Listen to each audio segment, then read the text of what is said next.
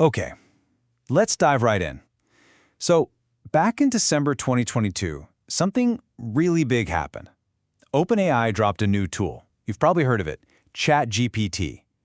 And this wasn't just another little tech update. This felt different, like a genuine turning point. And hey, don't just take my word for it. Ethan Mollick, writing for the Harvard Business Review, he put it about as bluntly as you can.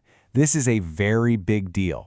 And when you hear that from a source like HBR, you know it's not just hype. It's a real signal that the ground is literally shifting under our feet. But that kind of begs the question, right? Why? I mean, we've had AI around for years. So what actually changed this time to make everyone say, this is such a massive deal? Well, that's exactly what we're going to break down in this explainer. So let's get into the first key idea. What makes this a genuine tipping point is a huge shift in where we're even using AI. We're moving away from the dangerous stuff and diving headfirst into the creative. Here's the change in a nutshell. For years, we tried to get AI to do these super high-stakes tasks, right, like driving a forklift. And if that AI messes up, well, that's incredibly dangerous and really, really expensive. But this new AI, things like ChatGPT, they're being pointed at creative tasks, like, say, writing marketing copy. And here, failure is cheap. A bad sentence, you just delete it. It takes a second. It's not dangerous at all.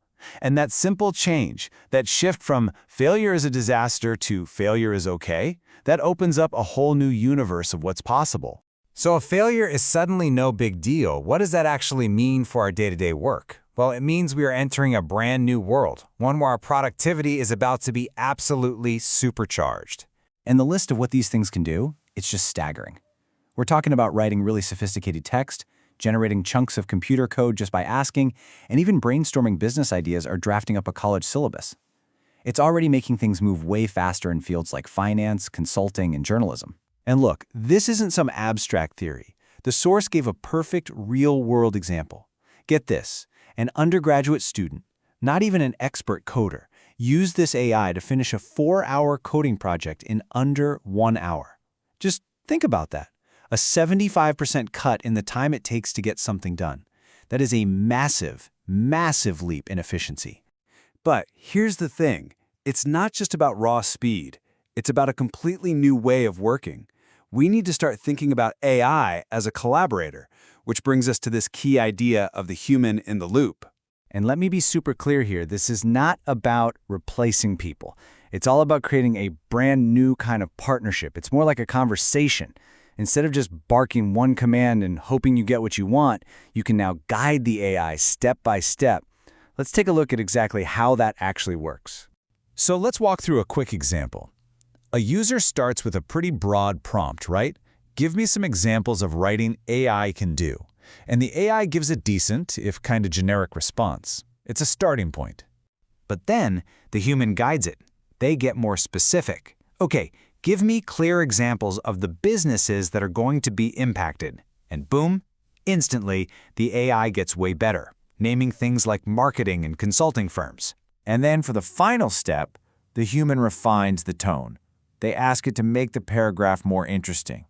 This back and forth, this little dance, that is the new workflow. And the conclusion from all this is, well, it's pretty profound. The author points out that this work is a new kind of collaboration that just did not exist a month ago. Think about how wild that is. This is fundamentally new.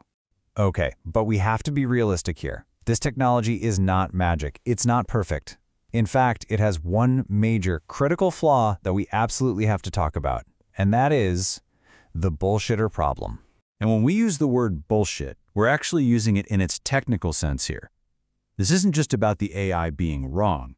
It's about it producing incredibly convincing sounding nonsense that has absolutely no connection to reality. The AI doesn't know it's making stuff up. For example, and this is a great one, you can ask the AI to describe how we know that dinosaurs had a civilization, and it will happily and confidently invent an entire set of plausible-sounding facts to prove it. It sounds totally convincing, but it's pure fiction. It literally has no idea what it doesn't know. So you might be wondering, well, why isn't this a complete deal breaker? And that's a fair question. It's because of that human in the loop we just talked about. In all these new creative tasks, an expert is always there to be the filter. A writer can spot a bad sentence and fix it in a heartbeat. A programmer can see the error in the code. The human expert is the bullshit detector. So, this is where we are. We've got a powerful, flawed, and fundamentally new tool on our hands. The big question is, what happens next? Well, that's your move. The advice from the source is incredibly direct and urgent. First, start experimenting with these tools right away. Just get in there and get a feel for what they can do. Second, start having those high-level talks in your organization about what all this means. And third, start actually integrating AI into your work and even your life. Because this isn't something that's coming in 5 or 10 years. It is happening right now. The old traditional boundaries between jobs, they've just suddenly shifted. Some skills that were incredibly valuable just yesterday might not be so useful anymore. And this all brings us to the final and maybe the most critical question. Machines can now do these complex, creative, analytical things that used to be only for highly trained people. So, what new skills are going to take their place? What does it even mean to be an expert in a world where you have an AI collaborator? That's the challenge, and honestly, the opportunity that this tipping point leaves us all with.